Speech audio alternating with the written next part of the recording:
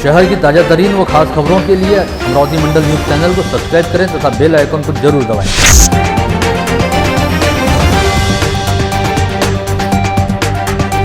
नमस्कार, दैनिक अमरावती मंडल के मंडल news bulletin में आप सभी का स्वागत है। आइए पेश करते हैं आज की कुछ खास खबरें।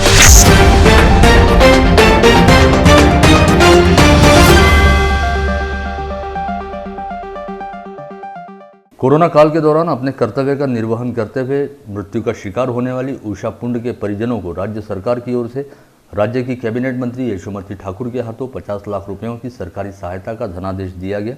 इसके तहत मंत्री यशोमती ठाकुर रविवार की शाम 5 बजे खुद रामा गांव पहुंची, जहां पर उन्होंने शहीद कोविड योद्धा उषा पुंड के परिजनों को सहायता राशि धनादेश सौंपने के साथ ही उन्हें सांत्वना भी दी। मी आज रामा येथे आलेली आहे। मागच्या वेळेला जेव्हा उषाताई वारल्या होत्या त्यावेळेला आली होती। त्यांचं पूर्ण नाव उषा मधुकरराव पुंड म्हणून आहे आणि त्यांनी खरोखर या कोरोनाच्या काळामध्ये खूप सेवा केली। त्याच्यामध्ये त्यांना त्याचं इन्फेक्शन झालं आणि त्या आपल्यामध्ये नाही राहिल्या। तर सरकारने महाविकास आघाडीच्या सरकारने सर्वांचं इन्शुरन्स करायचं ठरवलेलं। आम्ही सर्व ज्या आमच्या भगिनी आहेत, आमच्या ज्या ताया आहेत, ज्या काम करत होत्या, मग त्या आशाताई आणि अंगणवाड्या ताया, त्यांचं आम्ही इन्शुरन्स काढलं। या ठिकाणी आज 50 लाखाचा चेक त्यांना आम्ही दिला। या निमित्तानं त्यांच्या परिवाराची भेट झाली आणि अपेक्षा अशी आहे की याच्यातून त्यांना उदरनिर्वाहाचं साधन नक्कीच उपलब्ध होतं आहे। एक सेवाभावी वृत्तीने ही सर्व मंडळी चालत असतात। त्यांच्या पाठीशी राहणं हे आपलं कर्तव्यच आहे। पिछले दिनों शहर के गाड़गेनगर थाना क्षेत्र के तहत पुरानी रंजिश के चलते एक युवक पर देशी कट्टे से हमला किया गया था। इससे पहले नापुरी गेट थाना क्षेत्र के तहत पुलिस ने एक घर से देशी कट्टा बरामद किया था, लेकिन आरोपी अब तक पुलिस की गिरफ्त से दूर हैं। इसी बीच शहर पुलिस की अपराध शाखा ने कल रात फरीदनगर निवासी सैयद वसीम सैयद नूर को गिरफ्तार किया, जिसे वलगांव रोड स्थित अपना बेकरी के पास से पकड़ा गया।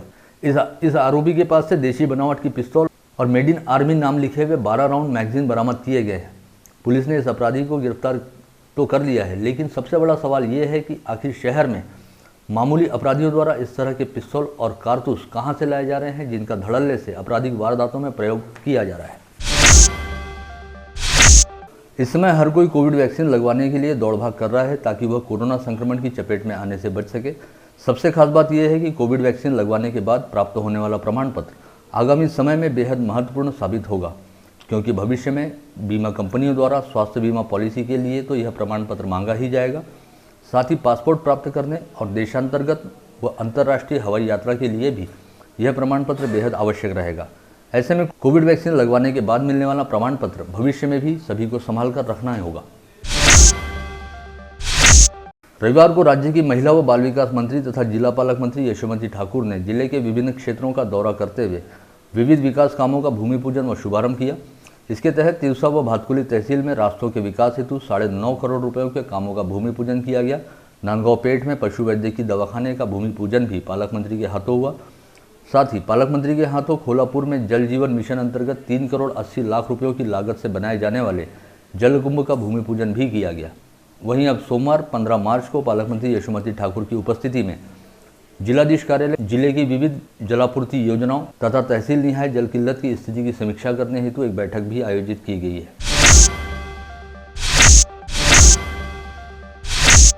राज्य का विधानसभा बजट सत्र जारी रहते समय उप मुख्यमंत्री अजित पवार ने कहा था कि इस विषय को लेकर चर्चा होने तक किसी के भी विद्युत कनेक्शन नहीं काटे जाएंगे, लेकिन सत्र खत्म होते ही ऊर्जा मंत्री नितिन राउत ने महावितरण के अधिकारियों को बकाया बिल धारकों का बिजली कनेक्शन काटने के आदेश दिए और महावितरण द्वारा इस संदर्भ में कार्रवाई भी शुरू की गई।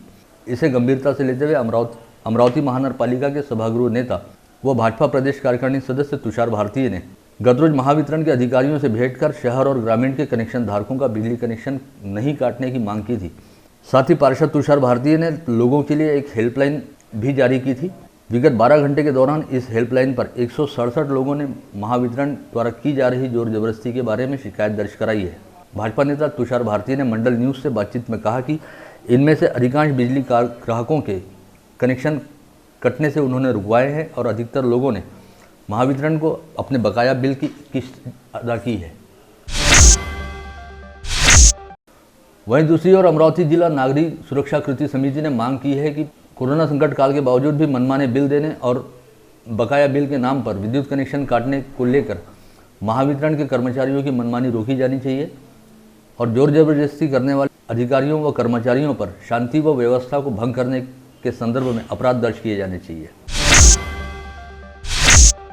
भारत सरकार ने देश की सभी राष्ट्रीयकृत बैंकों का निजीकरण करने के संदर्भ में निर्णय लिया है, जिसके खिलाफ सार्वजनिक बैंकों के सभी कर्मचारियों द्वारा कल 15 व परसों 16 मार्च को 2 दिन की सांकेतिक हड़ताल घोषित की गई है। ऐसे में कल और परसों लगातार 2 दिनों तक सभी राष्ट्रीयकृत बैंक बंद रहेंगे। कोरोना महामारी के चलते राज्य सरकार एवं प्रशासन द्वारा अनेकों उपाय योजनाएं शुरू की गई हैं। ऐसे में अमरावती शहर के व्यापारियों ने सरकार की मदद करने के इरादे से जिला प्रशासन की हर शर्त को पूरा करते हुए पिछले 4 दिनों से अपने प्रतिष्ठानों में काम करने वाले कर्मचारियों सहित खुद की कोविड टेस्ट करवानी शुरू की है। रविवार को शहर के माहेश्वरी भवन में इलेक्ट्रिकल व इलेक्ट्रॉनिक्स एसोसिएशन की ओर से 244 लोगों की टेस्ट करवाई गई। इसी तरह सिटीलैंड व्यापारी संकुल में रविवार को 155 कपड़ा व्यापारियों की कोविड टेस्ट कराई गई, जिसमें केवल एक व्यक्ति की ही कोविड टेस्ट रिपोर्ट पॉजिटिव आई है। आज अमरावती महानगर पालिका द्वारा इस कैंप का जो भव्य आयोजन किया, इसके लिए मैं सबसे पहले उनका आभारी हूँ। इलेक्ट्रॉनिक अमरावती इलेक्ट्रिकल एसोसिएशन और टीवी डीलर एसोसिएशन ने मिलकर यह कार्यक्रम लिया है। कोरोना का पिछले 1 वर्ष से जो कहर देख रहे हैं, उसके अंदर प्रशासन द्वारा जो सूचना हमें मिली है, अभी जो पेशेंट अमरावती के अंदर आ रहे हैं उनको कोई भी सिम्टम्स नहीं है, बुखार, सर्दी, खांसी वगैरह कुछ भी नहीं है और वो शहर के अंदर घूम रहे हैं, दुकानों में काम भी कर रहे हैं। इसके वजह से कोरोना का जो रफ्तार है वो काफ़ी बढ़ चुकी है। इसलिए अमरावती प्रशासन के जो कलेक्टर है, मानव आयुक्त है, उन्होंने सभी व्यापारियों से और उनके कर्मचारियों से निवेदन किया था कि वो टेस्टिंग करवा ले। टेस्टिंग करवाने से जो कर्मचारी बाधित है या जो दुकानदार कोरोना बाधित है उनको आइडेंटिफाई अगर हो गया तो कोरोना का जो फैलाव हो रहा है उसको कहीं ना कहीं ब्रेक लग सकता है। वो हिसाब से व्यापारी और कर्मचारी का आज यहाँ भव्य आयोजन हम कर रहे हैं और बाकी भी जो एसोसिएशन है उनको भी मैं आह्वान करता हूँ कि अभी कोरोना का खतरा देखते हुए सभी ने अपना टेस्टिंग करवा ले, तो बिजनेस के लिए आगे फ्यूचर जो है बार बार केसेस बढ़ेंगी, बार बार लॉकडाउन लगेगा, अपना कहीं ना कहीं बिजनेस का भी नुकसान हो रहा है। इसलिए प्रशासन की जो गाइडलाइन है वो गाइडलाइन के हिसाब से अगर अपन चले तो निश्चित रूप से कोरोना को कहीं ना कहीं अपन ब्रेक लगा पाएंगे। धन्यवाद। रविवार 14 मार्च को जिले में 383 कोरोना संक्रमित मरीज पाए गए। इसके साथ ही कोविड संक्रमितों की संख्या बढ़कर 42,497 पर जा पहुंची। पिछले 24 घंटे के दौरान 6 कोरोना संक्रमितों की मौत हुई है और जिले में अब कोविड मृतकों की संख्या बढ़कर 600 के मुहाने पर यानी 599 पर जा पहुंची। रविवार को जिले के कोविड अस्पतालों से 645 मरीजों को कोविड मुक्त हो जाने के चलते डिस्चार्ज दिया गया। जिले में अब तक कुल 37,123 संक्रमित मरीज कोविड मुक्त हो चुके हैं। साथ ही इस समय कुल एक्टिव पॉजिटिव मरीजों की संख्या 4,775 है, जिसमें से 1,020 मरीज कोविड अस्पतालों में भर्ती हैं। साथ ही मनपा क्षेत्र में 2,135 और ग्रामीण क्षेत्रों में 1,620 मरीज होम आइसोलेशन में रखे गए हैं। शहर के प्रतिष्ठित नागरिक व समाजसेवी विनय कुमार बोथरा ने खुद कोविड मुक्त होने के बाद अपने ब्लड ग्रुप से मैच करने वाले 2 अन्य कोरोना संक्रमितों की जान बचाने हेतु पीडीएमसी के ब्लड बैंक पहुंचकर अपना प्लाज्मा दान किया।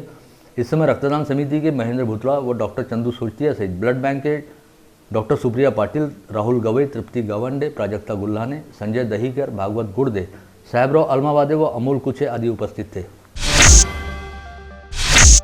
महाराष्ट्र नवनिर्माण सेना का सदस्यता पंजीयन अभियान पार्टी के शहर व जिला कार्यालय में जिलाध्यक्ष पप्पू पाटिल द्वारा शुरू किया गया। इस अभियान के तहत पार्टी पदाधिकारी अब शहर व जिले के विभिन्न क्षेत्रों में नए कार्यकर्ताओं को पार्टी में बतौर सदस्य जोड़ेंगे।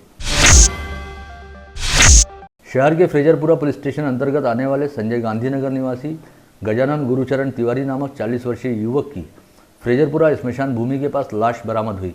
ये बात पता चलने पर तत्काल ही फ्रेजरपुरा पुलिस ने मौके पर पहुंचकर पंचनामा किया और शव को पोस्टमार्टम के लिए जिला सामान्य अस्पताल के शवागार में भेजा गया। खामगांव तहसील के संग्रामपुर अंतर्गत एक गांव निवासी 22 वर्षीय विवाहिता पर अत्याचार किए जाने के मामले में खामगांव के जिला सत्र न्यायाधीश आर.डी. देशपांडे ने महिला के देवर को 7 साल की सजा सुनाई है। यह घटना 6 नवंबर 2012 को घटित हुई थी, जब अपने बच्चे को दूध पिला रही 22 वर्षीय विवाहिता के साथ उसके ही देवर ने जोर जबरदस्ती करते हुए उस पर अत्याचार किए थे। नागपुर के हुड़केश्वर थाना क्षेत्र में 200 रुपये देने के विवाद पर एक ऑटो चालक की हत्या की गई। इस मामले में अनंतराम रज्जाक व उसकी पत्नी अनीता, इन दोनों को गिरफ्तार किया गया है। ये दोनों लोग मध्य प्रदेश के लुडियाला गांव के निवासी है। वहीं मृतक ऑटो चालक का नाम अनिल बर्वे बताया गया है। इस मामले में पुलिस ने सीसीटीवी फुटेज की जांच करते हुए आरोपियों की गिरफ्तारी की, जिन्होंने अपने जुर्म की कबूली दी। शहर पुलिस आयुक्त के विशेष पथक द्वारा शहर के विभिन्न थाना क्षेत्र अंतर्गत की गई 4 कार्रवाइयों में 21,000 रुपये की अवैध शराब सहित 3 गाड़ियां जब्त की गई। साथ ही इस कार्रवाई में 4 आरोपी भी गिरफ्तार किए गए। सभी मामलों की जांच चल रही है। इसी के साथ आज का बुलेटिन यहीं समाप्त होता है। कल दोबारा आप सभी से मुलाकात होगी ऐसे ही कुछ खास खबरों को लेकर। तब तक के लिए नमस्कार।